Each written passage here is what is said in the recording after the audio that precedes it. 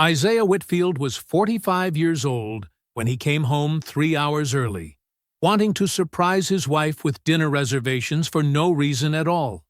14 years of marriage, a business he'd built from a single truck, a wife who called him boring to her friends, never knowing how much he'd quietly built while she wasn't watching. He walked through the side door and stopped cold. Men's shoes by the entrance, a garment bag in the guest closet, a razor that wasn't his, sitting on his own bathroom sink.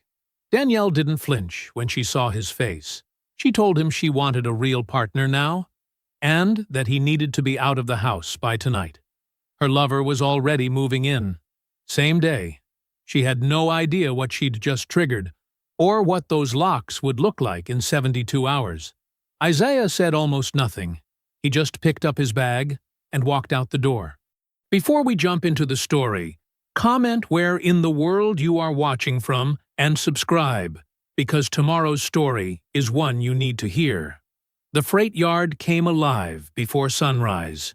Isaiah Whitfield was already there when it did. He stood near the loading dock with a thermos of black coffee in one hand and a clipboard in the second, watching his drivers pull in one by one. Their headlights cut through the gray morning fog like slow, tired eyes. The yard smelled like diesel and damp concrete, and somewhere near Bay 4, a forklift engine coughed to life with a low, mechanical groan. "Marcus," Isaiah nodded at the first driver stepping down from a cab. "You're running the Greenfield route today. Check your rear right tire pressure before you pull out." It was low Tuesday. Marcus, a big man with a salt and pepper beard and 30 extra pounds on his frame, looked mildly surprised. "Didn't think you'd remember that." "I remember everything," Isaiah said simply, and moved on. He walked the yard the same way every morning, unhurried, deliberate. He checked the manifests himself, not because he didn't trust his operations manager, Darnell, but because he believed a man who built something should never stop understanding how it worked.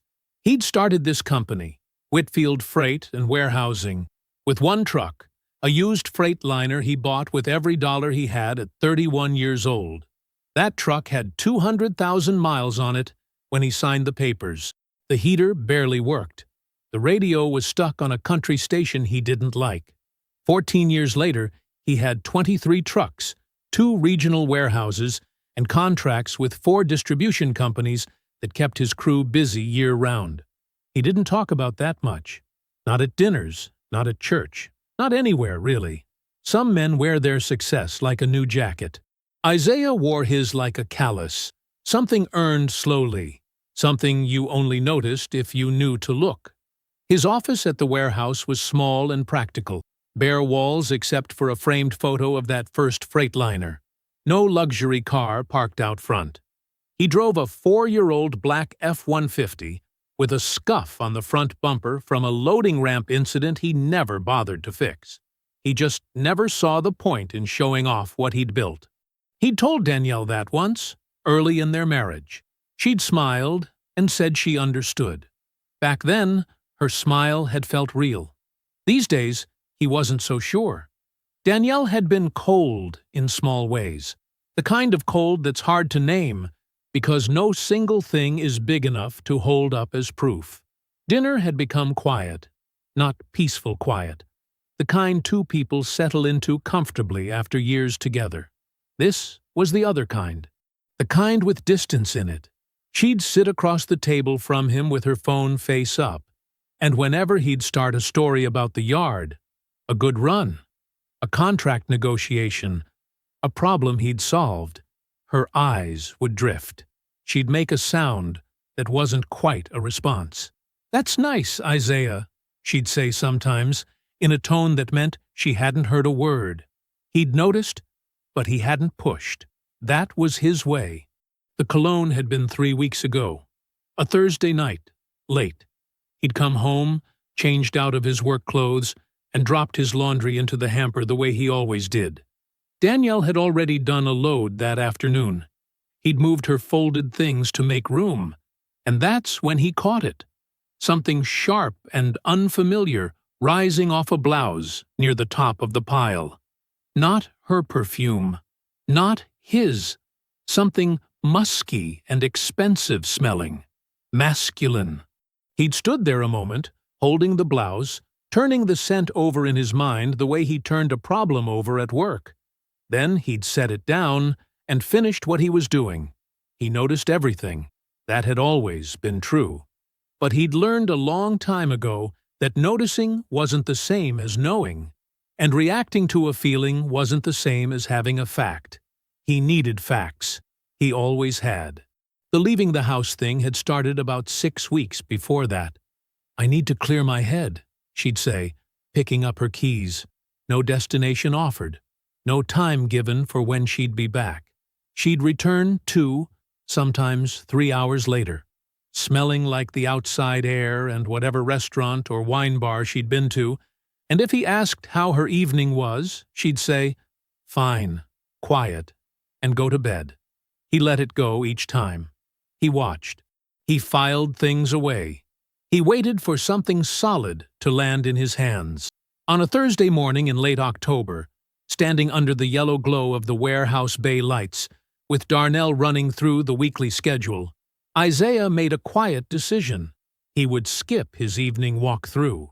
He would leave the yard by 5. He'd been moving through the motions of this marriage for months now, and maybe that was part of the problem. Maybe he'd been too steady, too in his routine. He knew a good restaurant downtown. A small place, soft lighting, the kind of table where 2 people actually had to look at each other. He'd call ahead and book it. He didn't text Danielle. He wanted it to be a surprise. He pulled into the driveway at 4:47 in the afternoon. The house sat quiet in the gray October light. A nice house. 4 bedrooms, brick front, a 2-car garage with a basketball hoop above the door that neither of them had used in years.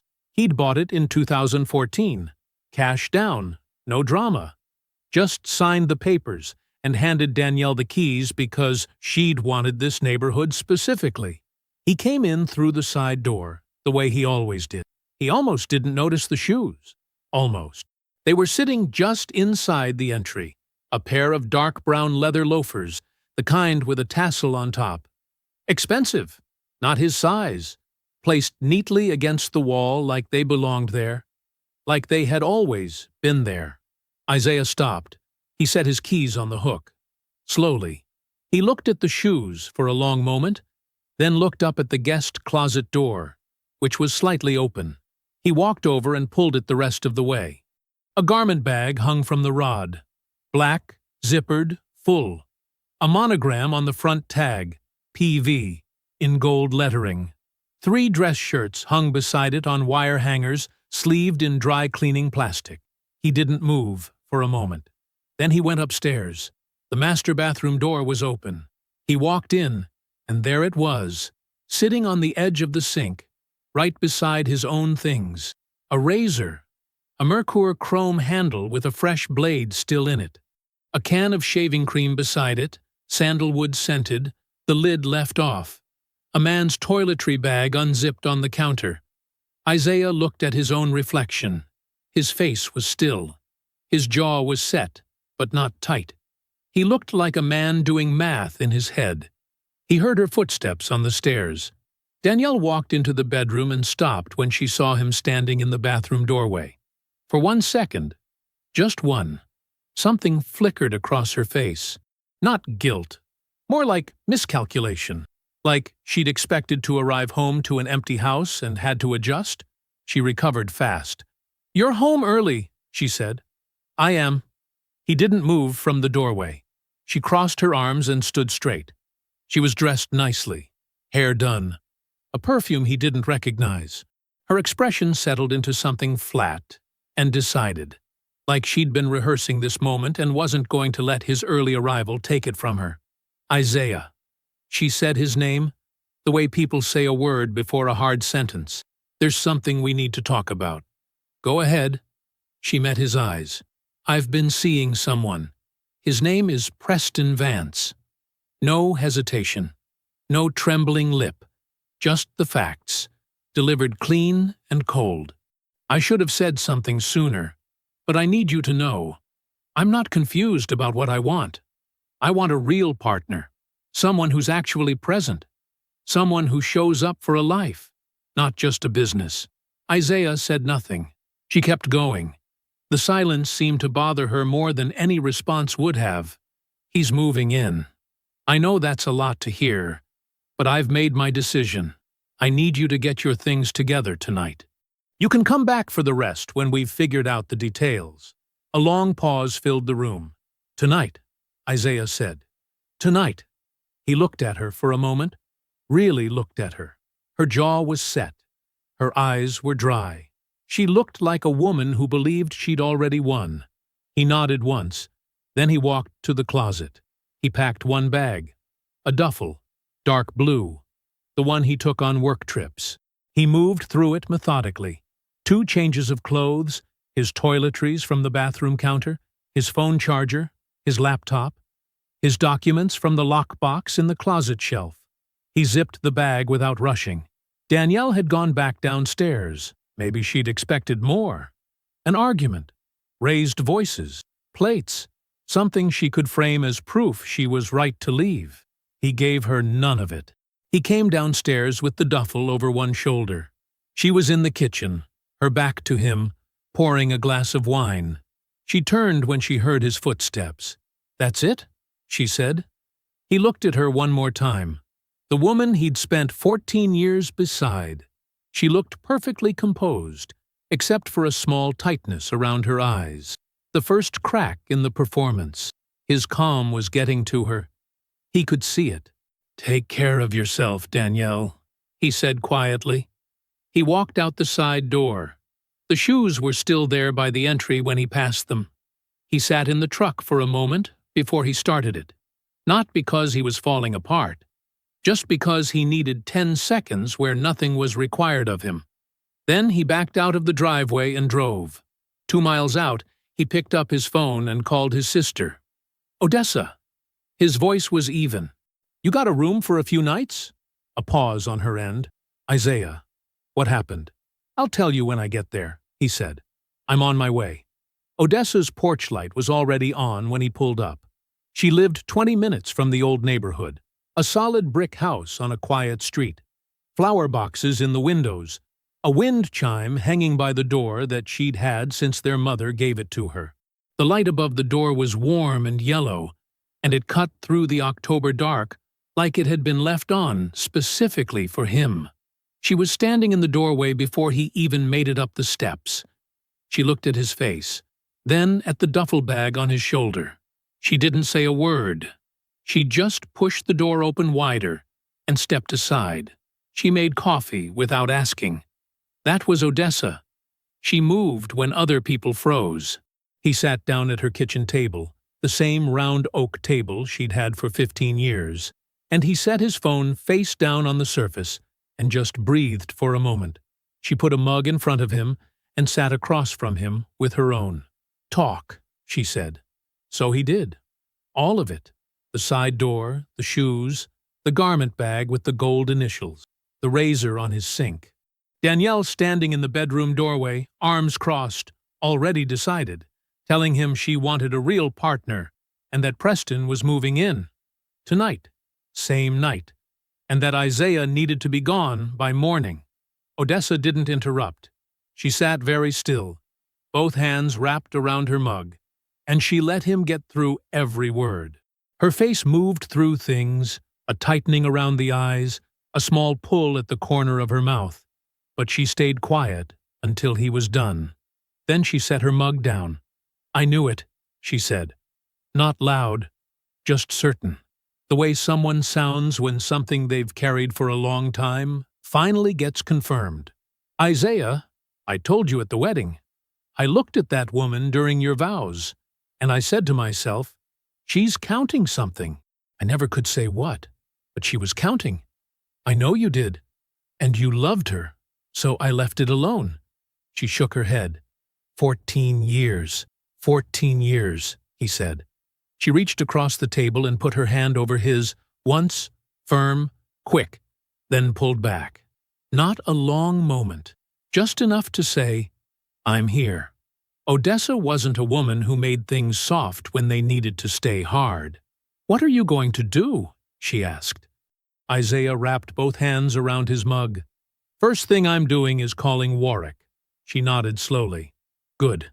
It was almost 10 o'clock when he stepped outside onto Odessa's back porch and dialed.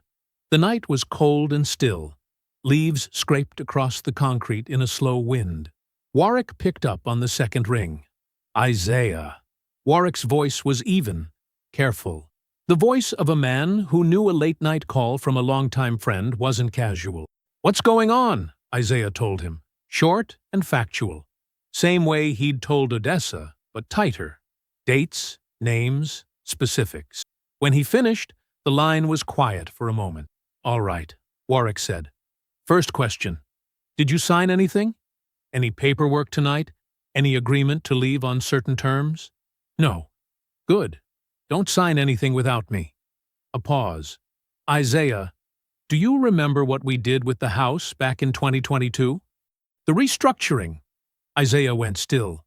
The holding company transfer. Right. Warwick's tone shifted slightly. Not excited. Warwick didn't get excited, but precise, focused. When we moved the business assets around for tax positioning and liability separation, the house went into the holding company. Your holding company. Danielle's name was never on the deed. Not in 2014 when you bought it, not after the restructuring. She has no legal ownership of that property. The wind moved through the yard. She doesn't know that, Isaiah said. Most people don't read property records, Warwick said. She's been living there on your goodwill, not on paper. Legally, she's an unauthorized occupant. So is anyone she's invited in. Isaiah looked out at the dark yard. A long moment passed. Start the process, he said. Lawful and clean. Everything by the book. I'll have it moving by tomorrow morning. Warwick was as good as his word. Day 1. A licensed locksmith arrived at the house, dispatched through proper legal channels, paperwork in hand, and rekeyed every exterior lock. New deadbolts, new garage code. Done before noon. Day 2. The utilities, electric, gas, water, were transferred out of the household account and into the holding company's name directly. Isaiah authorized it with a single phone call. By evening, the accounts were switched. Whatever Danielle thought she was managing, she wasn't managing anymore. Day 3. A sheriff's deputy posted a formal notice on the front door. Unauthorized occupancy. Vacate within 24 hours. It was laminated against the weather, taped flat against the brick. Impossible to miss. Isaiah didn't drive past the house. He didn't need to. His phone rang at 2:30 on the third afternoon. Warwick. It's done, Warwick said. They're out. Both of them. Her belongings and his are on the curb. She's been calling movers, but nobody's showing up. No one's willing to work without payment confirmed up front. And it looks like there's a cash flow problem on her end. Isaiah sat with that for a moment. Warwick, he said, this isn't finished. I need you to start looking at the business accounts. All of them. The last 2 years. A beat of silence. What am I looking for? Warwick asked. I don't know yet, Isaiah said, but I want to know everything. Odessa brought it up on a Sunday morning. Isaiah was sitting at her kitchen table with a cup of coffee and the weekend paper, not really reading it, just giving his hands something to do. She came in from the back porch, dried her hands on a dish towel, and sat down across from him the way she did when she had something to say. Yolanda called me, she said. Isaiah looked up. Danielle's Yolanda, Odessa said. Price. She reached out through my Facebook. Didn't want to go through you directly. Said she needed to talk to you. She paused. She sounded like somebody carrying something heavy. Isaiah set his coffee down. What did she say? Just that she was sorry, and that you deserved to know the truth, and that she'd understand if you didn't want to hear it. Odessa folded the dish towel slowly. She seemed guilty, Isaiah. Not fake guilty, real guilty. He looked at the table for a moment. Then he nodded once. "Get me her number," he said. They met 2 days later at a diner called Patton's on the East Side, a small, quiet place with vinyl booths and frosted windows, and a lunch crowd that minded its own business. Isaiah got there first. He chose a corner booth toward the back, away from the door, and ordered black coffee and nothing else. Yolanda arrived 5 minutes after noon. He recognized her from years of Danielle's birthday dinners and holiday gatherings. Tall, natural hair pulled back, wearing a dark green coat. But she looked different today. Smaller, somehow. She walked toward him like a woman approaching something she'd already rehearsed 3 times, and still wasn't sure about. "Isaiah?" She slid into the booth across from him. "Thank you for meeting me." "Thank you for reaching out," he said.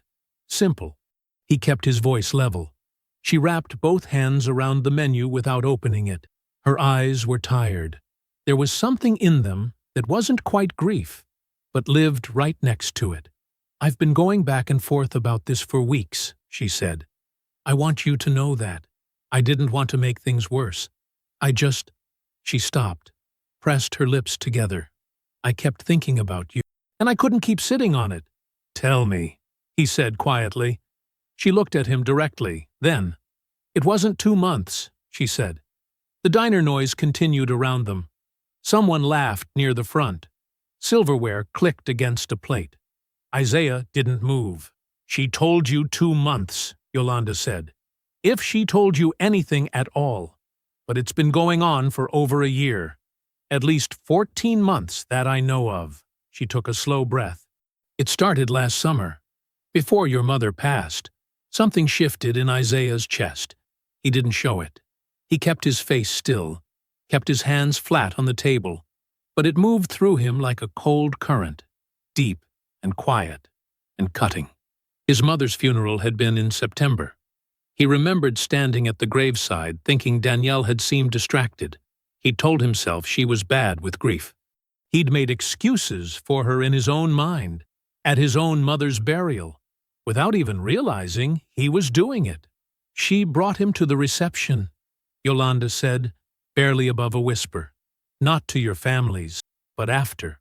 There was a thing at her cousin's house afterward, and she brought him as a friend. I was there." Her jaw tightened. "I should have said something. I know that. I told myself it wasn't my business, that maybe it would stop, that I didn't want to be in the middle of it." She shook her head. "But it didn't stop. And then she put you out of your own house, and Her voice broke slightly. "I couldn't stay quiet anymore." Isaiah looked at her for a long moment. He thought about 14 months. He thought about his mother. He thought about all the things he'd chalked up to the natural wear of a long marriage. The distance, the coldness, the way Danielle had stopped meeting his eyes over dinner. None of it had been wear. It had been maintenance. She'd been maintaining a lie. "I appreciate you telling me," he said. His voice was steady. It didn't waver. "I know that wasn't easy. And I'm not going to put you in the middle of anything." Yolanda looked at him like she'd expected something different. More anger, maybe. Or tears. Something that matched the size of what she'd just told him. "You're not mad at me?" she said. "You didn't do this to me," Isaiah said. "You told me the truth. That's more than most people would have done." She nodded slowly, looking down at the table. They sat for another few minutes.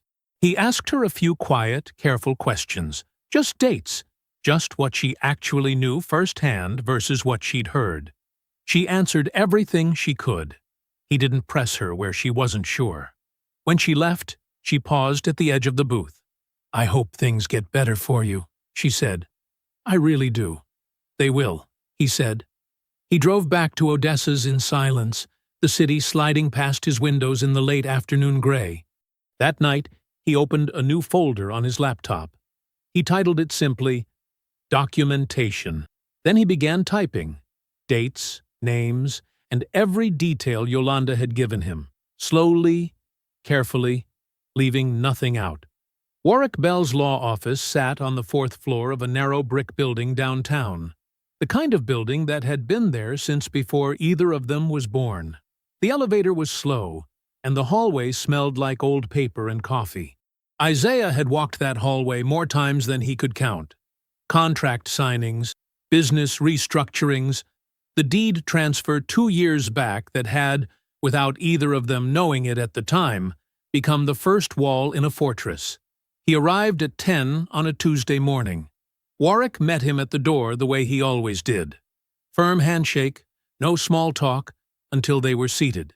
He was a careful man, precise the way a surgeon is precise, not because he was cold, but because he understood that looseness had consequences. His desk was the same organized surface it always was. 2 neat file stacks, a legal pad, a pen laid parallel to the edge. "Coffee?" Warwick asked. "Already had mine," Isaiah said. They sat down. "I want to look at the signatory records," Isaiah said. Everything Danielle had access to. Business accounts, any office authorizations, all of it. Warwick nodded without hesitation. He'd pulled the files the day before, anticipating exactly this. That was the thing about Warwick. He didn't wait to be asked twice. He slid a manila folder across the desk. "I started pulling records yesterday when you called," he said. "I want to walk you through what I found before you look at the raw numbers." Something in his tone made Isaiah go still. "Talk," Isaiah said. Warwick opened his own copy of the file and turned it to face Isaiah. He pointed to a column of transactions, dates running down the left side, dollar amounts in the center, account references on the right. "These are transfers authorized through the secondary business account," Warwick said. "The one Danielle had signatory access to. It was set up for household-adjacent expenses, vendor invoices, minor operational costs, nothing that should have generated recurring outbound transfers like these." He tapped the page with one finger. "But starting about 18 months ago, they show up. Small, spaced out, 200 here, 350 there. Nothing that would have tripped an automatic flag." Isaiah leaned forward and looked at the column. The dates ran from early spring of the previous year through the last month, before Danielle lost her access when the lockout was filed. 18 months of small, quiet withdrawals, each one initialed with her signatory code. "Where did they go?" Isaiah asked. Warwick turned to the next page. It showed a receiving account, a business checking account registered to something called Vance Strategic Solutions, LLC, Preston. Isaiah looked at the name for a long moment. He said nothing. He turned back to the transfer column and read through every line, slowly, from top to bottom. The amounts varied, but the pattern was consistent, regular, deliberate, not accidental rounding errors, not clerical mistakes. Someone had made these transfers on purpose, over and over again, across 18 months. "How much total?" Isaiah asked. $41,200, Warwick said. "Give or take." The number landed in the room like something dropped from a height. Isaiah sat back in his chair. He thought about Preston, the man who had moved his shoes into Isaiah's guest closet, his razor into Isaiah's bathroom, his whole convenient life into a house that was never available to him. He thought about what Yolanda had said. 14 months that I know of. He thought about the timeline, and now, looking at this page, the 2 pictures lined up exactly. The affair had started, and the money had started moving. Danielle hadn't just been sleeping with another man. She had been using Isaiah's own company to take care of him while she did it. "She used the business account," Isaiah said. Not a question. "Yes," Warwick said. "Her access was limited by design, but limited isn't zero. She found the ceiling, and she worked underneath it, consistently enough to stay invisible." Isaiah looked at the page again. He thought about the early mornings at the warehouse, the drivers he greeted by name, the manifest checks, the vendor calls, the years of careful, grinding work that had turned one truck into a regional operation. He thought about all of it being funneled, quietly, $200 at a time, into an account belonging to a man who had never worked a real day in his life. Something moved through him that wasn't quite anger. It was colder than anger. More focused, he closed the folder. "I want every transfer formally documented," he said. "Bank records, timestamps, the full authorization trail, every piece of paper that connects her signatory code to that account." He looked at Warwick directly. "I want it airtight." Warwick was already writing. "In case it's needed for legal action," Isaiah added. "Understood," Warwick said. He didn't look up from the legal pad. His pen moved in steady, careful lines. "I'll have a complete package ready by end of week. Certified copies of everything." Isaiah nodded once. He looked at the folder sitting closed on the edge of Warwick's desk. $41,000. 18 months. Every transfer initialed in her handwriting. "Do it right," Isaiah said. "Always do," Warwick said. The call came on a Friday morning.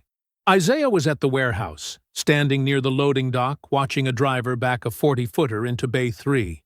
His phone buzzed in his shirt pocket. He checked the screen. "Warwick." "I need you to come in," Warwick said. "I ran the background check on Vance. There are some things you need to see in person." Isaiah watched the truck ease backward into the bay, slow and steady, the driver threading 40 feet of steel through a 12-foot opening without touching either side. "I'll be there at noon," he said. Warwick was already at the conference table when Isaiah arrived. Not his desk this time, the conference table, which Warwick only used when the material needed room to breathe. A second folder sat open at the far end. A printed report, several pages thick, was laid out across the middle. "Sit down," Warwick said. Isaiah sat. He looked at the report. Warwick pulled his chair around so they were both facing the same direction. "I ran a standard background check on Preston Vance as part of the embezzlement documentation," Warwick began. "Due diligence. I needed to confirm his identity, the LLC registration, whether there were any prior fraud findings." He paused. "What came back was more than I expected." He pointed to the first page. There was a name at the top. Preston Damian Vance, DOB March 14, 1986. Below it, a history organized by year, addresses, employment records, civil filings. "No stable employment history," Warwick said. The consulting LLC, Vance Strategic Solutions, was registered about 3 years ago. No clients on record. No filed business income. The address of record was a UPS store box. He let that sit for a second. Before the LLC, there's nothing. No W-2s. No payroll records. Nothing that looks like a man earning a living. "So how was he living?" Isaiah asked. Warwick turned to the second page. "Through them," he said. There were 2 names on the page. 2 women. 2 separate cities.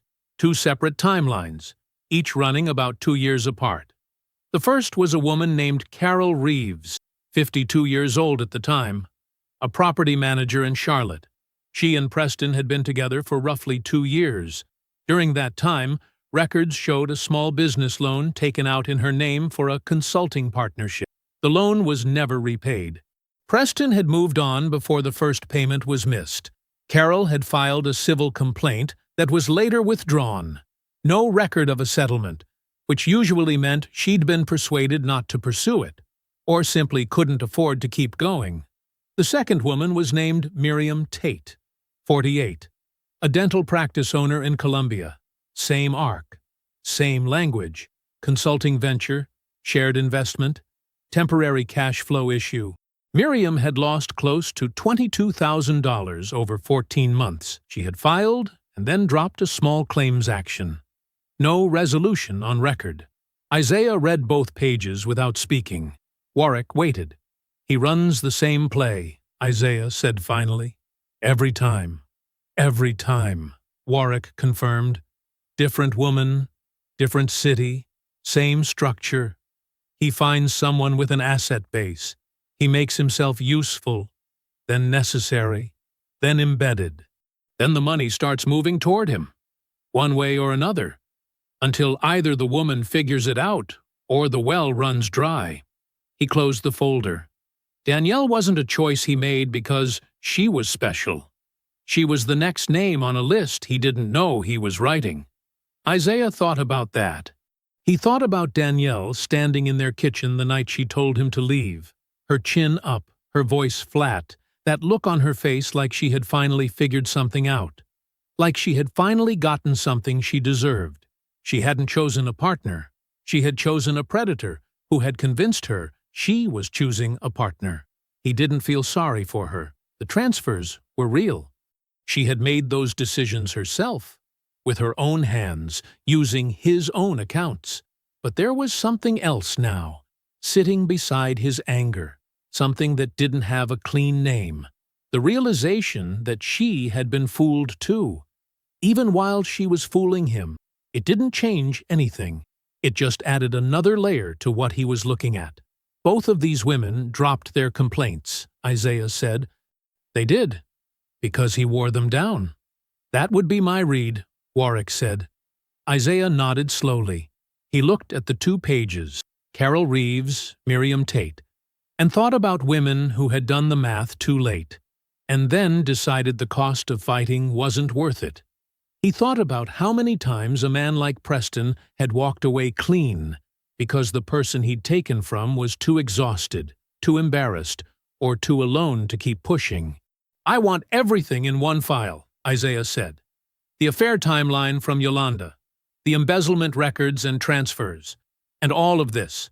He tapped the printed report with 2 fingers. Every piece. Organized, dated, sourced. Warwick picked up his pen. One complete package, Isaiah said. I want it ready. I'll have it assembled by end of next week, Warwick said. Isaiah stood up from the table and straightened his jacket. Good, he said. The call came on a Tuesday. Isaiah was at his desk reviewing a fuel cost report when his cell phone lit up with Danielle's name. He watched it ring twice. Then he picked up. Isaiah. Her voice was soft, unsteady. Not the flat, certain voice she'd used when she told him to get out. This was something different. Something practiced, he thought. But he didn't say that. I need to talk to you. In person. Can we meet somewhere? What about? He said. Everything. A pause. A small sound. Like she was steadying herself. The house. Preston. I made mistakes, Isaiah. I know that. I was manipulated. He told me things, and I believed him.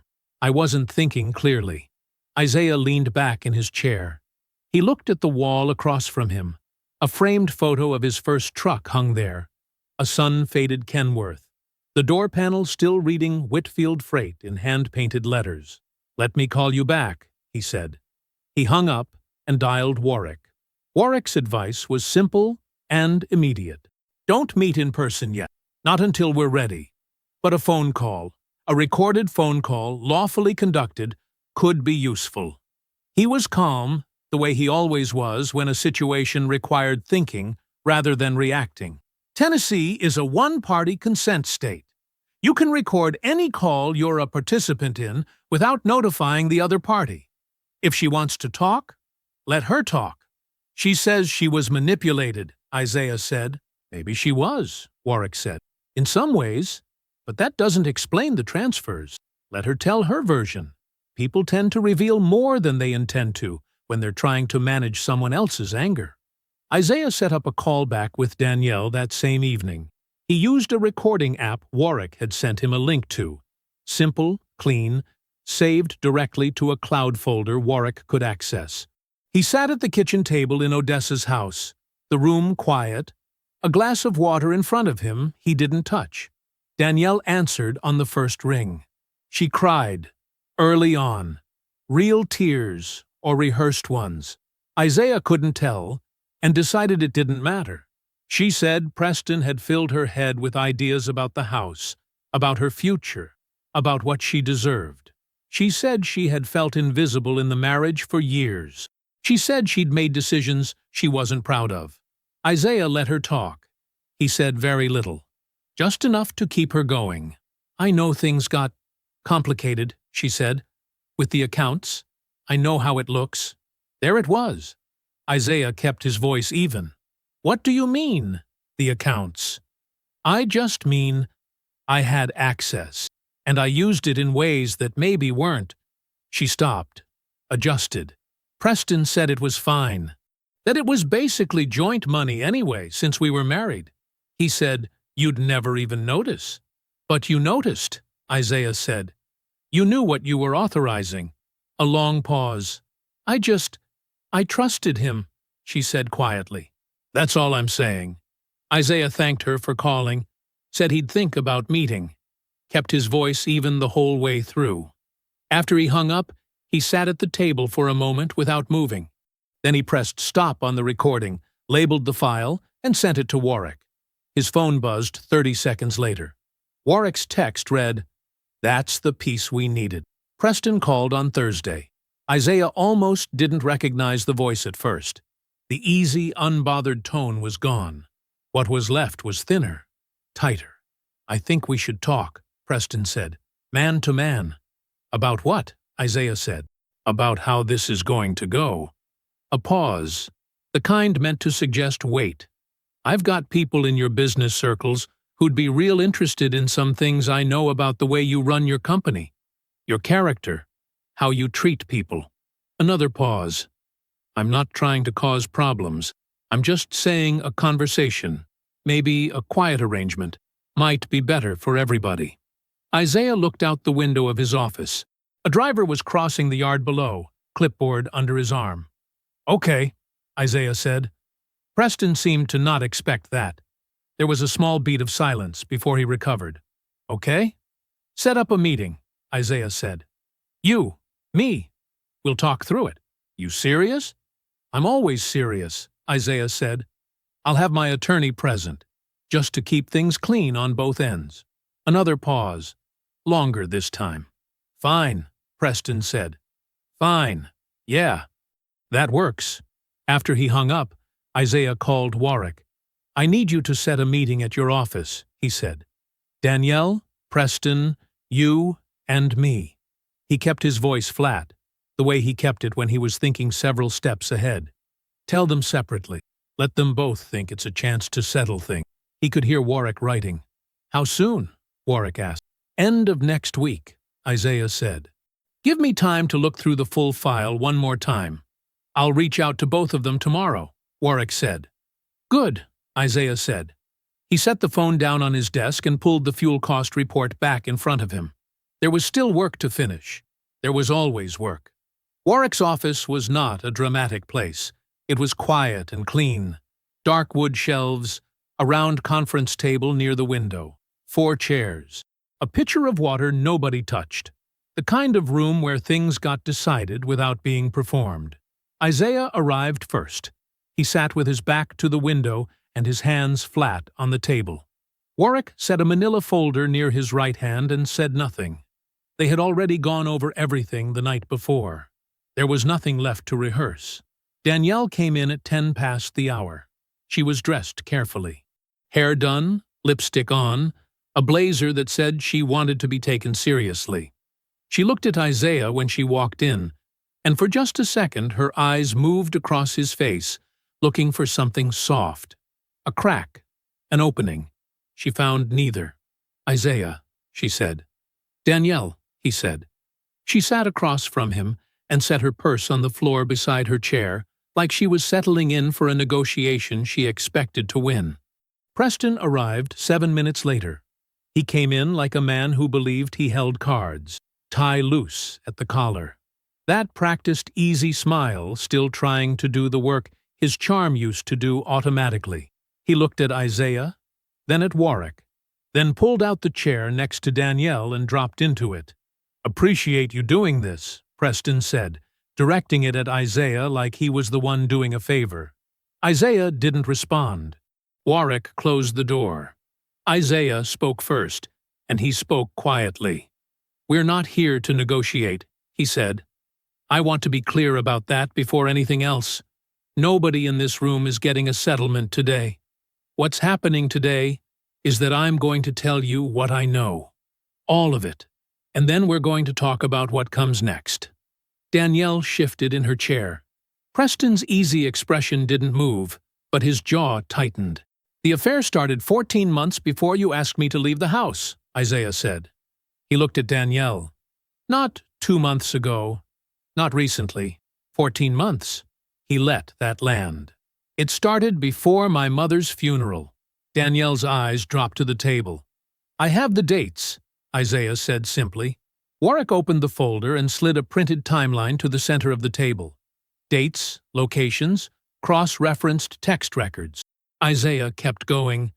"While the affair was running, you were using your signatory access to the company's accounts." He still looked at Danielle, calm, steady, like he was reading a weather report. 18 months of transfers, small amounts, consistent intervals, all authorized by you, all routed into an account connected to his consulting venture. He gestured once toward Preston without looking at him. "That wasn't an accident," Isaiah said. "That was a decision, made more than once." Warwick placed the bank records on the table. Printed, flagged, time-stamped. Preston leaned back. "Look, I don't know what she told you about how that money—" "I didn't ask you," Isaiah said. The room went still. Preston closed his mouth. Isaiah reached over and pressed play on his phone. Danielle's voice filled the room, her own words from the Tuesday call, clear and unmistakable. "I had access, and I used it in ways that maybe weren't. Preston said it was fine, that it was basically joint money anyway since we were married. He said you'd never even notice." Danielle's face went pale. "That's my voice," she said, barely above a whisper. "It is," Isaiah said. "You recorded—" "One-party consent," Warwick said, from his seat at the end of the table. "Even. Professional. Entirely lawful." Danielle looked at Preston like she was waiting for him to do something. He was staring at the surface of the table. Isaiah wasn't finished. "Before Danielle," he said, turning to Preston now, "there was a woman named Carla Rhodes. Before that, a woman named Sonia Merritt." He watched Preston's face carefully. Something moved behind the man's eyes. Not guilt, exactly. Recognition. The recognition of someone who understands they've been found out. Both relationships ended the same way. Consulting debts. Borrowed money. Gone. Warwick placed the background report on the table. Preston said nothing. "You're not unlucky," Isaiah said. "You're a pattern." The silence that followed was thick and heavy, like the air before a storm that had already started. Danielle's hands were pressed flat against her thighs. Her carefully planned expression was gone now. What was underneath it was smaller, exposed. She looked at Isaiah. "I can explain." "You already did," he said. He nodded toward the phone. Preston said, "This is her doing. I didn't authorize anything from her. I told her." "You told her you'd never even notice," Isaiah said, his own voice still flat. "That's on the recording, too." Another silence. Isaiah looked at Danielle directly. "Here's where we are," he said. "You have 2 options. 1, I file embezzlement charges against you through the company. Formal, criminal, public." He paused.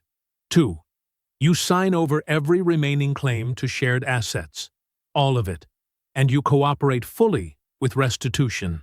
His eyes didn't move from her face. "I need your answer before you leave this room today." Danielle sat with the 2 options hanging in the air between them. She didn't move for a long moment. Her eyes went to Preston, like she was waiting for him to step in, to say something, to be the partner she'd burned everything down for. Preston was studying his own hands. That was her answer about him, right there. She just didn't want to see it. Isaiah waited. He was good at waiting. Finally, Danielle said, "If I sign—" Her voice cracked on the first syllable. She steadied herself and tried again. "If I sign, you drop everything. All of it." "The company won't pursue criminal charges," Isaiah said. "That's what's on the table." "And my job?" she asked. Isaiah looked at her evenly. "The restitution agreement requires formal notification to any parties with a financial interest in the findings. That includes your employer. Her face went white. Isaiah, you used a company account, he said. 18 months. That's not a personal matter I can keep private. Danielle pressed her fingers to her mouth. Her jaw worked like she was searching for another angle, another door, another version of this moment where something went differently. There wasn't one. Warwick slid the documents across the table without a word. A pen followed. She stared at the papers for a long time. Long enough that Preston shifted in his chair, impatient. "You should sign it," Preston said, low and flat, already moving toward the exit in his mind. She looked at him like he'd struck her. Then she picked up the pen and signed. Warwick notarized everything before either of them left the room. He collected the documents with the same quiet efficiency he brought to everything. No satisfaction on his face, no commentary, just procedure done properly. Isaiah said nothing to Danielle as she gathered her purse and stood. She paused at the door once, hand on the frame. He thought for a second she might say something, some last bid for acknowledgement, some version of, "I'm sorry." She walked out without a word. Preston followed without looking at Isaiah at all. The notification to Danielle's employer went out 2 days later, drafted on company letterhead, and routed through Warwick's office as part of the restitution proceedings. It was factual. It listed the transfers, the dates, the amounts, and the agreement she'd signed. Nothing embellished, nothing extra. She was terminated by the end of the week. Isaiah didn't feel satisfaction when Warwick told him. He didn't feel much of anything. It was a consequence, not a punishment he'd designed. The math had simply completed itself. Preston's situation unfolded differently, and faster. His name went into the police report tied to the fraudulent transfers, not as the signatory, but as the direct beneficiary of funds he knew weren't legitimately his. That report became a matter of record. Warwick, operating through the proper legal channels, ensured that Preston's current landlord received a copy of the documentation relevant to his financial history. 2 of his remaining business contacts, men who'd been considering bringing him on for a project, received the same background report Isaiah had reviewed in Warwick's office weeks ago, the one with Carla Rhodes's name in it, Sonia Merritt's name in it. Isaiah didn't post anything online. He didn't make calls designed to humiliate. He simply made sure the truth was accessible to the people who had a right to know it. What they did with it was their own business. Preston was gone within 5 days. No forwarding address. No goodbye to Danielle, from what Odessa heard through Yolanda. He simply stopped answering her calls and disappeared the same way he'd arrived, smoothly and without accountability, looking for the next soft landing. Except now there was a paper trail that would follow him. Isaiah figured that was enough. He drove to the house on a Thursday afternoon. He hadn't been back since the night he packed one bag and walked out the side door. That had been weeks ago. It felt longer. It felt like something that had happened to a slightly younger version of himself. The locksmith had changed the locks back on Warwick's order. The utilities were in the holding company's name. The sheriff's notice was long gone from the door. From the outside, the house looked exactly as it always had. Brick front, 2 maples in the yard just starting to turn at the edges. The driveway cracked in the same spot it had always been cracked. He pulled in and turned the engine off and sat there. The maples moved a little in the wind. Somewhere down the block, a dog was barking at something it would never catch. Isaiah got out of the car slowly. He stood at the end of the driveway with his hands loose at his sides and looked at the house for a long time. The windows, the front door, the roofline against the gray October sky. It was his. It had always been his. Not because of the deed, though the deed was clear. Not because he'd won, though the outcome was not in question.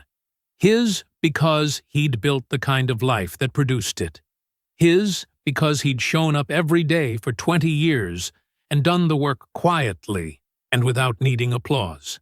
The tightness he'd been carrying in his chest the one that had taken up residence the evening he packed that bag, loosened. Not all the way, but enough. He stood there until the wind picked up and the lights started to change. Then he walked to the front door, put his key in the lock, and went inside. The master bathroom had new tile. Isaiah had picked it himself. A clean, warm gray. Nothing flashy. Laid in a simple pattern that ran straight to the walls. The old tile had been Danielle's choice. Something she'd shown him on a phone screen years ago. White marble with too much going on in the veining. More expensive than it needed to be. He'd agreed to it then without much thought. It was just a floor. Now it was his floor. And it was right. He moved through the house the way he always moved through things he'd built. Slowly, taking inventory. The guest room had new paint, a deep navy that made the room feel solid and settled. The kitchen had updated fixtures, brushed nickel where there used to be gold, and a new faucet that didn't stick in the cold like the old one had for 2 winters running. Small things, meaningful things. He'd done most of the work on weekends, with a contractor he trusted and a vision that was entirely his own. No compromises, no negotiating around someone else's taste. Just the house, as it should have been, reflecting the man who actually lived in it. He stood at the kitchen window for a moment with a travel mug of coffee and looked out at the backyard. The maples were full and green now, deep summer growth on them. A bird he couldn't name was working through the grass near the fence line. He had to be at the warehouse by 8. The second location had been in the planning stages before any of this, before the bag he packed, before Warwick's office, before all of it. The expansion into a second freight facility 40 minutes north had been on Isaiah's quiet list of goals for 3 years. He'd waited until the numbers were undeniable and the timing was right, the same way he waited on everything else. He'd broken ground in January. The facility was operational by May. He pulled into the main yard a little before 8 and greeted Marcus at the gate, a driver who'd been with the company since the second truck. Marcus handed him a manifest through the window out of habit, even though Isaiah no longer needed to check them personally. Isaiah took it anyway. Old habits from a man who built things with his own hands didn't disappear just because there were more people to delegate. Inside, the morning crew was moving, forklifts threading between pallets, voices carrying across the dock, the steady mechanical rhythm of a working facility doing exactly what it was supposed to do. Isaiah walked the floor slowly, unhurried, answering questions and reading the room the way he always had. Warwick stopped by around 10. No particular agenda, the way he did every few weeks now that the legal business had settled into something easier. He brought coffee he hadn't needed to bring, and sat in the corner of Isaiah's office reading something on his phone while Isaiah worked, comfortable in the silence the way only old friends can be. North facility numbers came in, Isaiah said, without looking up from his desk. I saw. Warwick didn't look up from his phone either. Strong. Stronger than the first quarter projection. I know. Isaiah looked up then and found Warwick watching him with a quiet expression that didn't need words. Isaiah nodded once. Warwick nodded back. That was the whole conversation. Odessa came for dinner on Friday. She brought food she'd made herself and an opinion about the new kitchen fixtures she hadn't been asked for, and loudly approved of the navy paint in the guest room while Isaiah set the table. She was loud and warm and exactly what she'd always been, and when she sat down across from him, she looked at him the way she had since he was a boy, like she could see straight through to whatever was actually going on. You look different, she said. I look the same. You look like yourself, she said. That's different from how you looked a year ago. He didn't argue with that. Her name was Renee. She worked in logistics consulting, unconnected to his company, and she had found out what he did for a living roughly 6 weeks into knowing him. Not because he hid it, but because it simply hadn't come up. She asked him questions about his work with genuine curiosity and zero calculation. She laughed at things that were actually funny. She had her own life, her own opinions, her own plans, She wasn't in a rush to be anything to him. Neither was he. But there was something there, something quiet and unhurried, and he was paying attention to it. He thought sometimes about the patience it had taken. Not the patience of waiting for Danielle and Preston to face consequences. That had been straightforward enough once the pieces were in place. He meant the deeper patience, the discipline of not reacting on fire, of letting the truth surface on its own schedule, rather than trying to drag it into the light with his bare hands. That patience had protected his company, his home, his legal standing. Everything he'd built over 20 years had stayed intact because he had refused to let his anger lead. That was worth sitting with. Danielle's apartment was on the third floor of a beige complex, off a service road on the east side of the city. She was on the couch when the local evening segment came on. The news anchor's voice filled the small room, bouncing off walls that were still mostly bare 8 months in. Regional Freight and Warehousing Company Whitfield Logistics announced the full operational launch of its second facility this week, with company founder Isaiah Whitfield citing a long-term expansion plan that she didn't change the channel. She didn't move. The segment ran for 2 minutes and 12 seconds. Her name was not mentioned once. I hope you enjoyed that one. Be sure to like the video and subscribe so you don't miss the next story. I've picked out 2 more for you that I think you'll really like.